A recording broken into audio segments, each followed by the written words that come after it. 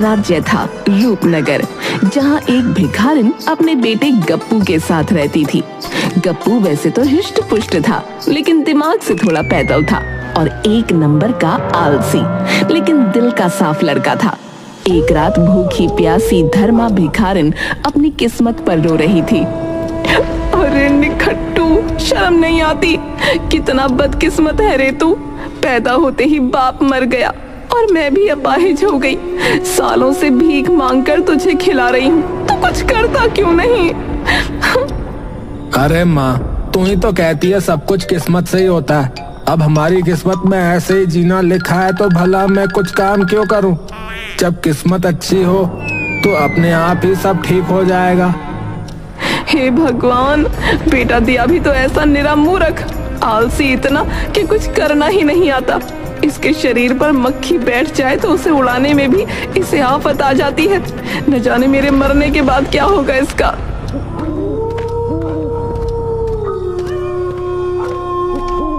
कुछ देर बाद वहाँ एक जख्मी जादूगरनी आती है और भिखारिन से बोलती है, अरे धर्मा दीदी, पहचाना? मैं कर्मा, तेरी बहन। क्यों रोती है? चिंता मत कर, चल मेरे पैर दबा, तेरा बेटा एक दिन राजा बनेगा देश का।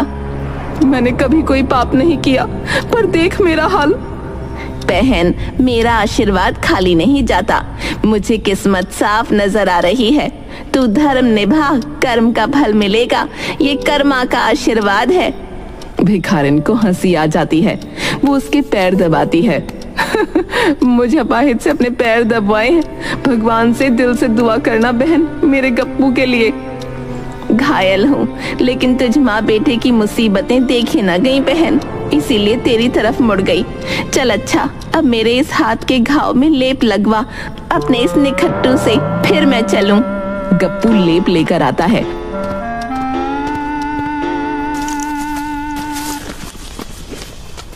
और जादूगरनी को लेप लगाते हुए, क्या कर्मा मौसी, क्या सच में मैं राजकुमार?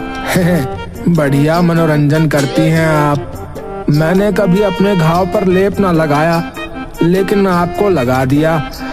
चलो अब आप अपने काम पे जाओ। और फिर वो बुढ़िया एक जादुई डिब्बा छोड़कर गायब हो जाती है। देखने में डिब्बा बिल्कुल फटा पुराना था। भिखारिन खाली डिब्बा देख उसे फेंक देती है। वो उसके बेटे गप्पू को मिलता है। वो डब्बा लेकर जंगल की तरफ चल देता है। ये खाली डब्बा क्यों ले रखा है भला मैंने? तभी अचानक एक खूंखार शेर दहाड़ते हुए उसके पीछे दौड़ने लगता है। हाय दैया, ये शेर मुझे ही क्यों पकड़ रहा है? क्या जंगल में कोई और टेस्टी इंसान नहीं बचा क्या? इसको कौन समझाए? मेरे अंदर तो खुद ही कोई स्वाद नहीं है। मैं तो खुद ही सूखा सा हूँ। भाई मुझे छोड़ दे। गप्पू इधर उधर देखता है और घबराहट में भागता जाता है। अचानक उसका पैर एक झाड़ी में फंस जाता है और वो लुढ़क कर एक गुफा के अंदर चला जाता है। अरे राम, हाय, अब तो बिना शेर के दर्द से ही मर जाऊंगा। गुफा के अंदर एक खूबसूरत लड़की जंजीरों में बंधी हुई थी। ये कोई और नहीं बल्कि राज्य की राजकुमारी थी, जिसे कुछ लुटेरों ने बंदी बनाकर रखा था। तुम कौन हो? यहाँ क्या कर रही हो? अरे मैं तो अपनी जान बचाने आया था, पर यहाँ तो कोई और भी फंसा हुआ है लगता है। शेर गुफा के पास आ जाता है। गप्पू डरकर इधर उधर देखता है। तभी उसे पास पड़ी मशाल मिल जाती है। वो बिना सोचे समझे उसे उठाता है तो उसका हाथ जलने लगता है। वो घबराकर उसे शेर की तरफ फेंक देता है। जाबे, मुझे तेरा खाना नहीं बनना है, चल जा यहाँ से। मशाल शेर के पास गिरती है, जिससे वो डरकर भाग जाता है। राजकुमारी गप्पू को आश्चर्य से देखती है। अरे वाह, तुम तो बहुत बहादुर हो। तुम शेर से डरे नहीं, बल्कि तुमने तो मुझे भी बचा लिया। तुम बहुत बुद्धिमान और वीर हो। वैसे आप कितनी सुंदर हैं, बिल्कुल दूध जैसी गोरी। लेकिन आप यहाँ कैसे आ गई? मुझे संगीत पसंद है। यहाँ संगीत की आवाज आ रही थी, पर यहाँ पहुंची तो कोई नहीं था। पिताजी के दुश्मनों ने मुझे पकड़ लिया। क्या तुम गाना गा सकते हो? अगर तुम गा सकते हो तो मैं तुमसे विवाह कर सकती हूँ। अचानक गप्पू के हाथ में पकड़े डब्बे से खूबसूरत गाना उसकी ही आवाज में बजने लगा। राजकुमारी को लगा गाना गप्पू गा रहा है। वो बहुत खुश हो जाती है। राजकुमारी अपने महल में लौट आती है और अपने पिता देश के राजा से गप्पू के बारे में बताती है। तो ये मूर्ख लड़का ही तुम्हें बचा कर लाया? हाँ पिताजी, ये बहुत सुरीला गाता है और मुझे पसंद भी है। दरबार में बैठे सभी लोग चौंक जाते हैं। मंत्री कानाफूसी करने लगते हैं। अरे राजकुमारी को ये मूर्ख पसंद आ गया क्या? अरे ये तो अनर्थ हो गया। राजकुमारी, अगर ये सच में योग्य है तो इसे मेरी परीक्षा पास करनी होगी। अगर ये सही उत्तर देगा तो मैं इसे पहले अपने दरबार में जगह दूंगा और परखूंगा, बाद में विवाह का सोचा जाएगा। हाय राम, अब मुसीबत आ गई। लेकिन अब तक जादूगरनी का वरदान काम कर चुका था और गप्पू नासमझी में समझदारी करने लग जाता है। कल तुम्हारी परीक्षा होगी।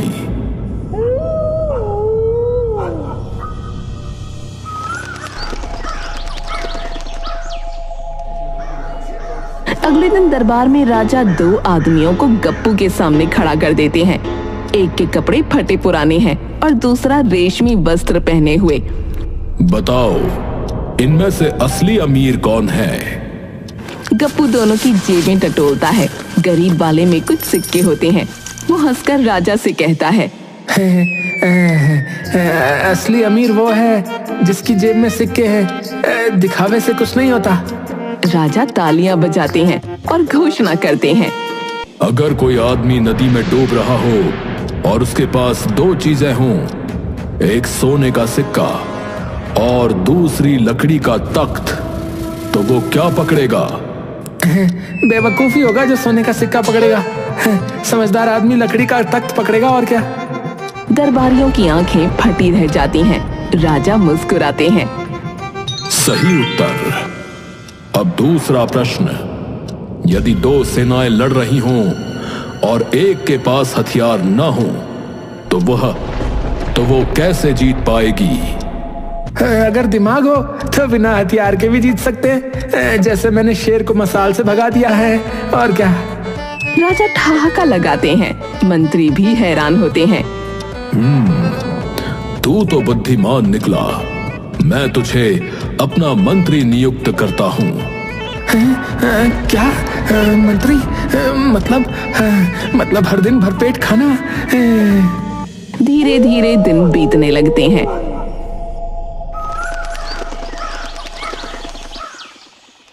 गप्पू अब राजा का मंत्री बन चुका है। उसे हर दिन महल में अलग अलग फैसले लेने पड़ते हैं, लेकिन उसकी किस्मत ऐसी थी कि अनजाने में ही सब सही होता जाता था। वाह, मंत्री बनने के बाद तो हर रोज पेट भर के खाना मिल रहा है। अब कोई चिंता नहीं। इतने में एक गरीब किसान महल में रोता हुआ आता है। मंत्री जी, हमारी हालत बहुत खराब है। साहूकार अपनी बैलगाड़ी पर आया और फसल काट कर ले गया। अरे अरे अरे, ये तो बहुत बुरा हुआ। लेकिन फसल के बिना भी तो काम चल सकता है। पेट भरना चाहिए। पर मंत्री जी, बिना फसल के पेट कैसे भरेगा? अच्छा, एक काम करो, फसल छोड़ो, तुम जाकर साहूकार की बैलगाड़ी उठा लाओ। किसान चौंक जाता है। सभी दरबारी हैरान हो जाते हैं। साहूकार को बुलाया जाता है। मंत्री जी, ये किसान मेरी बैलगाड़ी क्यों उठा रहा है? अरे अरे, तुमने इसकी फसल ली, इसने तुम्हारी बैलगाड़ी ली, बराबर हुआ ना। धन्यवाद मंत्री जी, धन्यवाद। आपने अनजाने में ही न्याय कर दिया।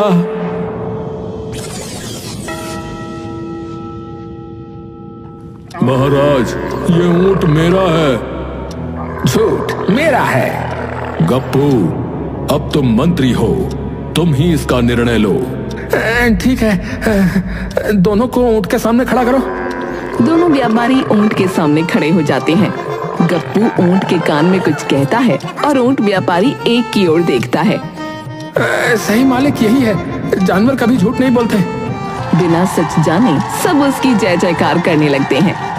मेरी बेटी की पसंद गलत नहीं है, तुमने बहुत सुंदर न्याय किया। राजा खुश होकर गप्पू को न्यायाधीश बना देते हैं। कुछ दिन बाद पड़ोसी राज्य का राजा देश पर आक्रमण कर देता है। सभी दरबारी परेशान होते हैं। महाराज, हमारे पास सैनिक कम हैं। महाराज, सभी सैनिक युद्ध के लिए तैयार नहीं हैं। गप्पू, अब तो तुम्हारी बुद्धिमानी ही काम आएगी। हम अपने दुश्मनों को जो है उनकी ही चाल में फंसा सकते हैं। हाँ,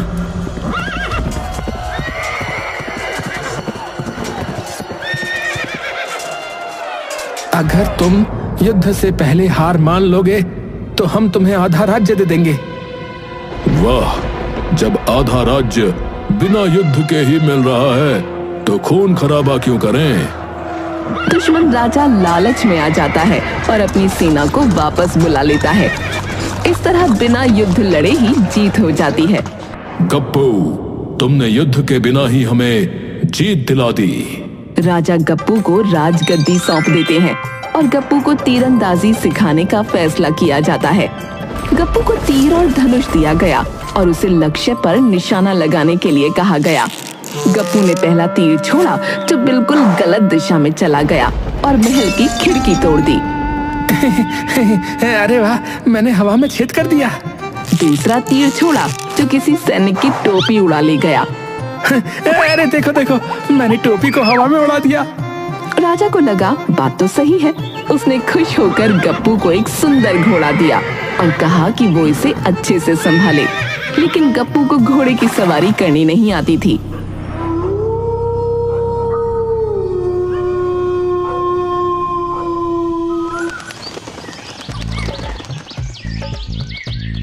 जब वो अपने घर से महल आ रहा था तो गप्पू ने सोचा कि अगर वो घोड़े को अपने सिर पर रखेगा तो वो जल्दी महल पहुंच जाएगा। गप्पू ने पूरी ताकत से घोड़े को उठाने की कोशिश की, लेकिन वो उठा न पाया। अरे, ये घोड़ा बहुत भारी है। राजा अगर इसे कम खाना देते तो ये ज्यादा भागता। गप्पू की सलाह पर घोड़ों को कम अनाज मिलने लगा, जिसके कारण वो ज्यादा भागने लगे। राजा ने गप्पू को महल का सुरक्षा प्रमुख बना दिया।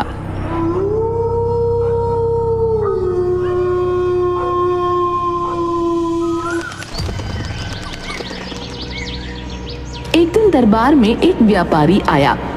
महाराज, मेरा सोने का सिक्का चोरी हो गया। कोई बात नहीं, मैं पता लगा लूंगा। गप्पू ने दरबार में बैठे सभी लोगों की आंखें घूर घूर कर देखीं। फिर अचानक चिल्लाया, जिसने चोरी की है वो खुद ही सिक्का मेरे पास लेकर आएगा। चोर घबरा गया और सोचा ये तो बहुत समझदार है, शायद मुझे पहचान गया। डर के मारे उसने सिक्का गप्पू को लौटा दिया। गप्पू, तुमने बिना कुछ किए ही चोर को पकड़ लिया।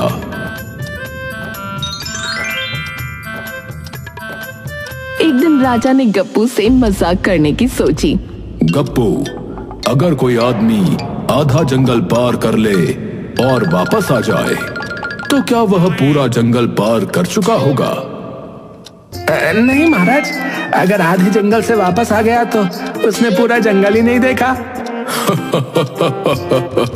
गप्पू, तुम तो सच में अनोखे हो। गप्पू के किस्से पड़ोसी राजा टिम्बरलाल तक भी पहुँचे। उसे लगा वो आसानी से गप्पू से जीत सकता है। वो गप्पू पर युद्ध कर देता है। खबर मिलते ही राजा गप्पू ने अपने सबसे भरोसेमंद सेवक को बुलाया। सुनो, टिम्बरलाल बहुत लालची आदमी है। वो जरूर हमारी धन दौलत की चाहत में हमला करने आया होगा, तो हम उसे वो देंगे जिसकी उसे सबसे ज्यादा चाहत होगी। महाराज, आप सच में उसे धन देना चाहते हैं? अरे, असली खेल तो अब शुरू होगा। गप्पू ने टिम्बरलाल के पास एक संदेश भिजवाया। राजा टिम्बरलाल जब युद्ध की तैयारी कर रहा था तभी उसके पास गप्पू का संदेश पहुंचा। महाराज महान टिम्बरलाल जी, हमें पता है कि आप हमारी दौलत और गुप्त खजाने के लिए यहाँ आए हैं। हम आपके मुकाबले कमजोर हैं, इसलिए हम आपसे युद्ध नहीं करना चाहते। अगर आप हमारी एक शर्त माने तो हम आपका स्वागत करेंगे और आपको इतना धन देंगे कि आप पूरी दुनिया पर राज कर सकें। राजा टिम्बरलाल की आंखें चमक उठी। उसे धन से बहुत प्यार था। वो सोचने लगा कि अगर उसे इतनी दौलत मिल जाए तो बिना युद्ध के ही वो सबसे अमीर राजा बन जाएगा। वाह, मूर्ख राजा गप्पू खुद ही मेरी गोद में सोने की चिड़िया देने को तैयार है। चलो देखते हैं उसकी शर्त क्या है। राजा टिम्बरलाल भारी सेना लेकर गप्पू के महल पहुंचा। गप्पू दरबार में उसका स्वागत करता है। उसके चेहरे पर कोई डर नहीं था, बल्कि वो बहुत खुश दिख रहा था। स्वागत है राजा टिम्बरलाल जी। देखिए, हम आपसे लड़ नहीं सकते, इसलिए हमने सोचा कि हमें आपके जैसा महान राजा बना देना चाहिए। इसलिए हम आपको अपना सबसे बड़ा रहस्य देने जा रहे हैं। टिम्बरलाल की आंखें लालच से चमक उठीं। गप्पू, मैं जानता था कि तुम मूर्ख हो, मूर्ख। अच्छा बताओ, वो रहस्य क्या है? हमारे राज्य में एक ऐसा गुप्त खजाना है जो जिसने भी पाया वो पूरी दुनिया पर राज कर सका। लेकिन इसे पाने के लिए आपको कुछ शर्तें माननी होंगी। मुझे सब शर्तें मंजूर हैं। दरबारी और मंत्री हैरान हो रहे थे कि गप्पू ये कर क्या रहा है, लेकिन गप्पू का खेल अभी बाकी था। गप्पू राजा टिम्बरलाल को महल के गुप्त तहखाने में लेकर गया। वहाँ चारों ओर सिर्फ अंधेरा था। महाराज, ये खजाना सिर्फ उन्हीं को मिलता है जो सबसे ज्यादा लालची होते हैं। लेकिन आपको इसे पाने के लिए खुद अंदर जाना होगा, हाँ, और बाहर से दरवाजा बंद करना होगा ताकि कोई और इसे न चुरा सके। अगर ये खजाना इतना अधिक है तो मैं इसे अकेले ही पाऊंगा। हाँ, मुझे ये मंजूर है। जैसे ही राजा टिम्बरलाल तहखाने में दाखिल हुआ, गप्पू ने झट से बाहर से दरवाजा बंद कर दिया। अरे, ये क्या कर रहे हो? मुझे बाहर निकालो। महाराज, आपने खुद ही कहा था कि ये खजाना उन्हीं को मिलता है जो सबसे ज्यादा लालची होते हैं। अब आप और ये तहखाना हमेशा के लिए साथ रहेंगे। मिल गया आपको, ये तहखाना मिल गया। पूरे दरबार में हंसी फूट पड़ी। टिम्बरलाल अब एक अंधेरे कमरे में कैद था और उसकी पूरी सेना बिना राजा के कमजोर पड़ गई। गप्पू ने आदेश दिया कि टिम्बरलाल की सेना को बिना युद्ध के ही राज्य से बाहर निकाल दिया जाए। राजा टिम्बरलाल को पकड़कर जेल में डाल दिया गया। उसकी सेना हार मानकर भाग गई। राजा गप्पू की इस अनोखी चाल की चर्चा पूरे राज्य में फैल गई। राजा गप्पू की इस जीत की खुशी में पूरे राज्य में उत्सव मनाया गया। राजा की बेटी भी बहुत खुश हुई और गप्पू पर गर्व करने लगी। गप्पू, तुम तो सच में बहुत चालाक हो। गप्पू, तुम मूर्ख कहलाते थे, लेकिन आज तुम सबसे बड़े बुद्धिमान निकले। महाराज, सब किस्मत का खेल है महाराज। गप्पू अपनी माँ को महल में ले आया और भिखारिन धर्मा राजमाता बन गई। माँ, अब बताओ, गप्पू राजा बना हुआ कैसा लग रहा है? बताओ बताओ। वाह रे मेरे मिट्टी के शेर, तुमने तो सच में किस्मत पलट दी। जुग जुग जियो मेरे लाल। इस तरह एक मूर्ख समझा जाने वाला लड़का अपनी किस्मत से राजा और भिखारिन महारानी बन गई।